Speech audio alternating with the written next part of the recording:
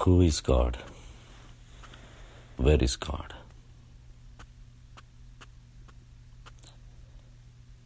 If we really want to know God,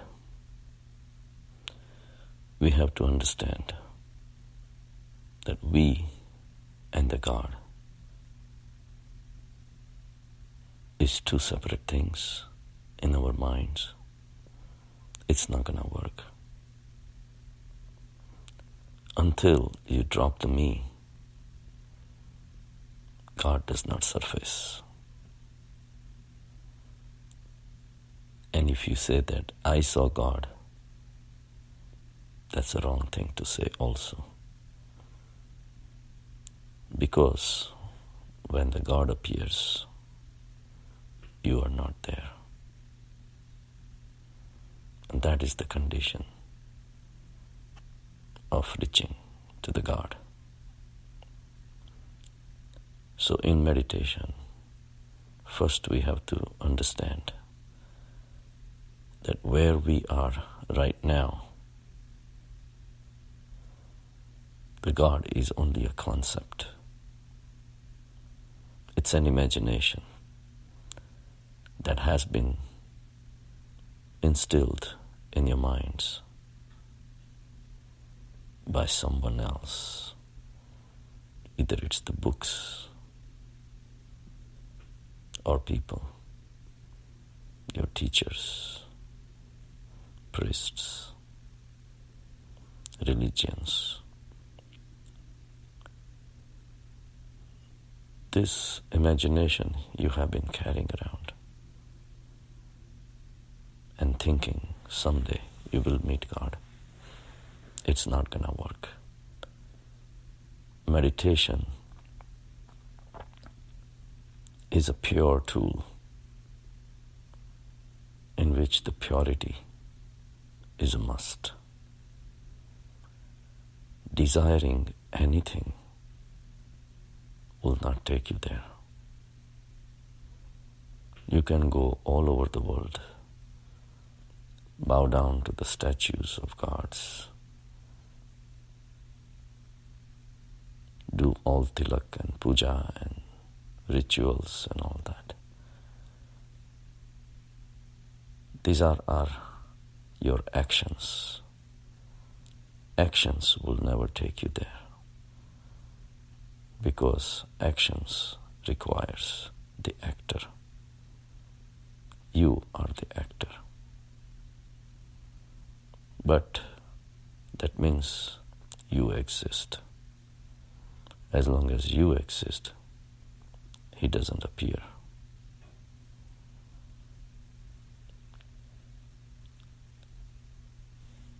So traveling all over the world will not take you.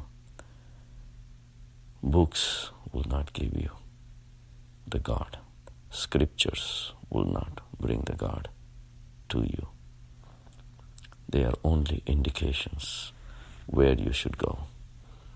The journey you have to take yourself. And the journey, what kind of journey? A journey where all the journeys end. The biggest journey you have to take is realize that all journeys have to drop, and you will reach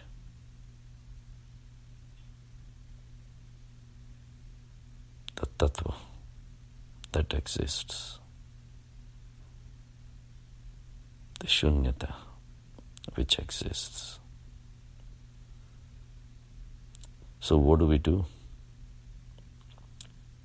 If we say that God is Sarvagnya, Sarvada, Sarvadata,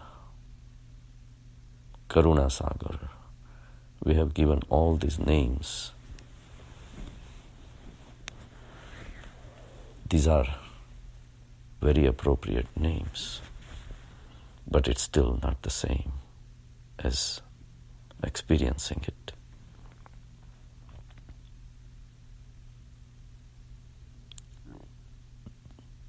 So you have to stop all your racings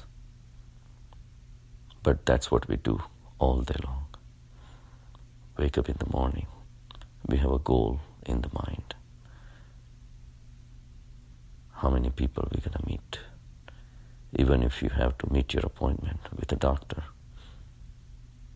or with a patient, these are all arranged things. You're going to keep going through the goals, daily life, one by one, only to accumulate whatever is available outside. And when you get tired of doing this, you look for recreation, entertainment. Again, you're looking for something.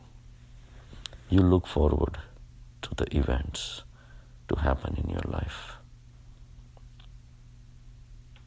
So you and the future are two separate things. And that's why your mind is alive, because it connects you from the present to the future. You have goals in the future. You have events lined up in the future. You have imaginations about future. So your mind is active all the time. Mind is active because it believes that you are the body. Your body consciousness is the reason why you have goals. If the body is no more, what would happen to your goals? You will be born again and go through the same cycle again. So for you, body is important. And it's such a close association between your mind and the body that you have started believing that you are the body. So all your thoughts, ideas are generated only to connect you to the future. But future is not here. You have to work for it. And that's why all the time your mind remains busy. Even in samsara, you like some things, you dislike some things. You will run towards the things which you like and run away from the things that you don't like. Even in samsara, you divide. Somebody is papi, somebody is punyashali. You have divided good and bad, God and demon.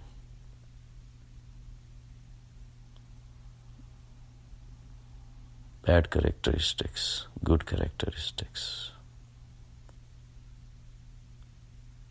All these are imaginations. Instilled in our minds. And ultimately, these are the beliefs that we are carrying around. When you divide the world into good people and bad people, good companies, bad companies, good thoughts, bad thoughts,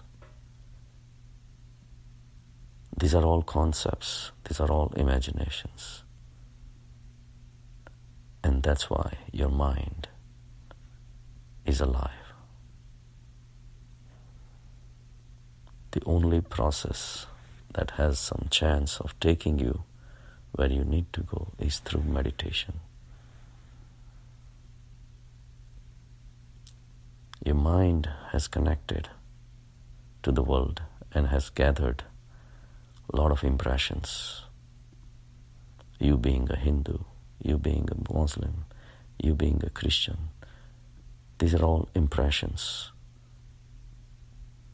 You have to start doubting every single thing that your mind is doing, including your belief that there is God.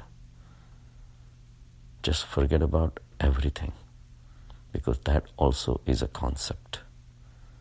That also is your imagination.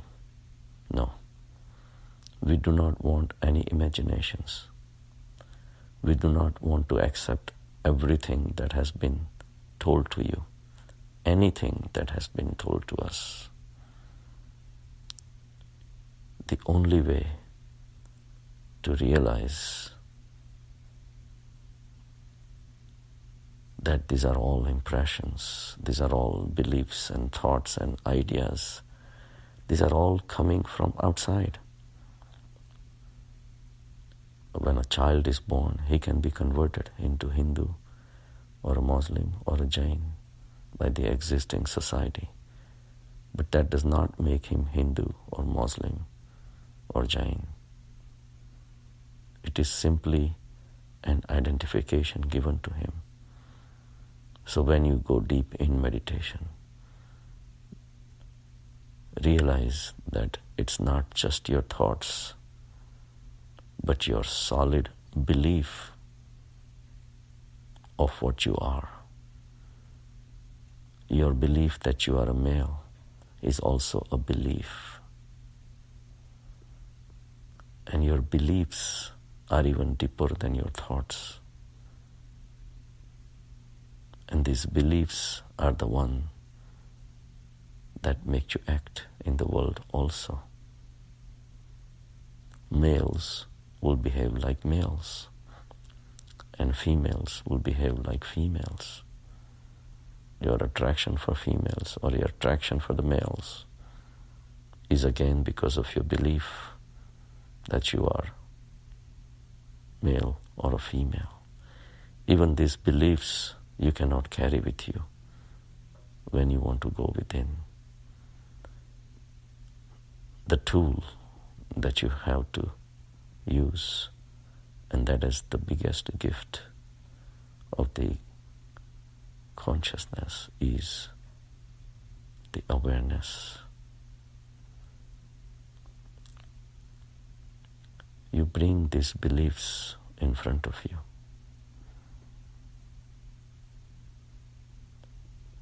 And with repeated practice, you start walking away. Dissolve your mind. Dissolve your ideas that there is God. Dissolve your ideas that you have to get something. When you give up all the desires, your true nature surfaces.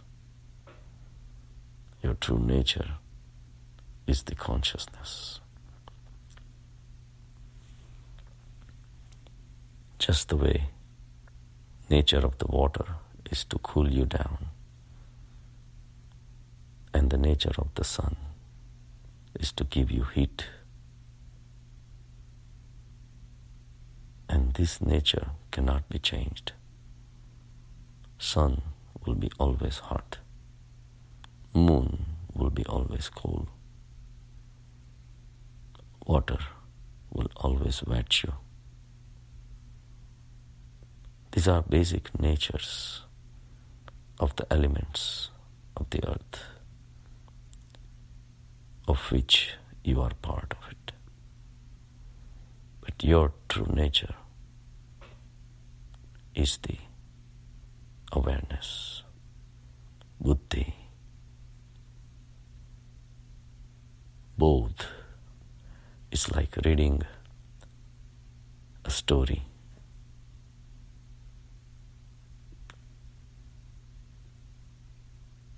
In the beginning, you'll be reading ABCD. You will try to synthesize the words. Then you will be able to read the sentences. Then these sentences put together will make a paragraph. And then you will be putting all the paragraphs together. And A wise person will receive the bodh of the whole story, the meaning of the whole story.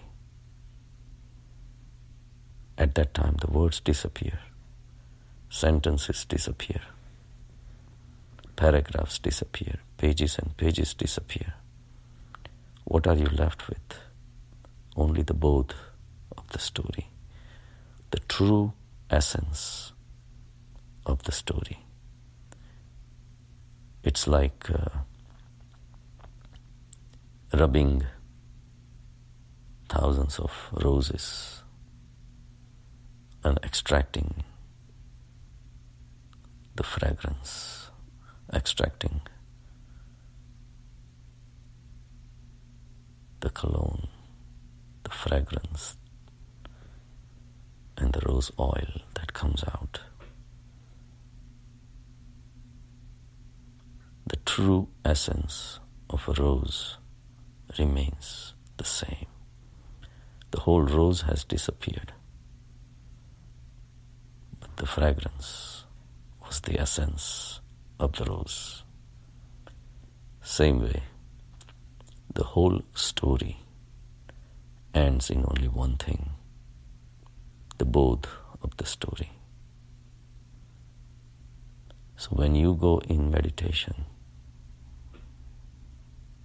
and you go deep and you understand that your body is changing all the time, and your mind at one time was so pure, but it had started accepting that body is itself. And then you communicated with the world. The world gave you a lot of thoughts, ideas. Just the way companies advertised their products, and these products become deep-seated in your mind. Same way, your identifications have been deepened only because of the data that has been fed into your mind. All the thoughts came from outside. If you were a male and are left in a jungle, got lost in a jungle, where you don't see any females, you just don't know any other humans, your identification will be you being an animal different than other animals. Only the females make you realize that you are a male. So our identification of the body as a male or a female is also derived from the sansar. So these are all very deep-rooted beliefs that we have to face and understand, that they all make up a story of what happened after you were born. This story was written by everybody, your parents, your siblings, your friends, your teachers. They all came and wrote on the blank page that you wear. You have to realize that all these are stories, but the essence is within you. The bodh is within you, where you remove all your concepts, where you are able to go beyond your body, because you are observing the body. And with persistent efforts, you can even go beyond the mind,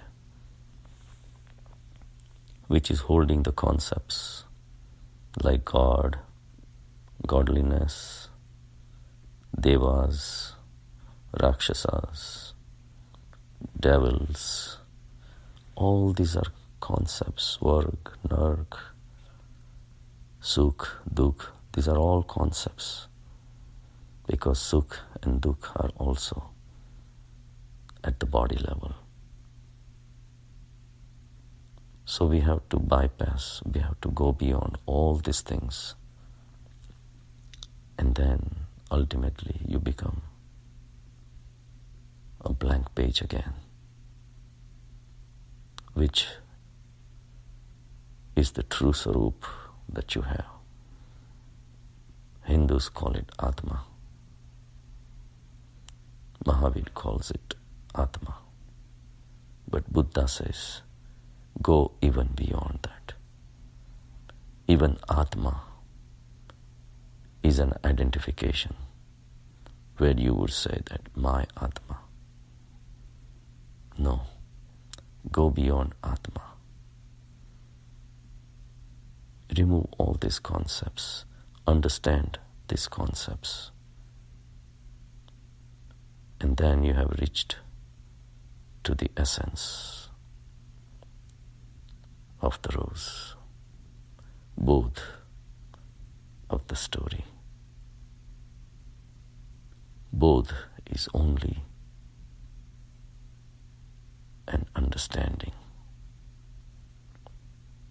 Bodh is very difficult to translate into English,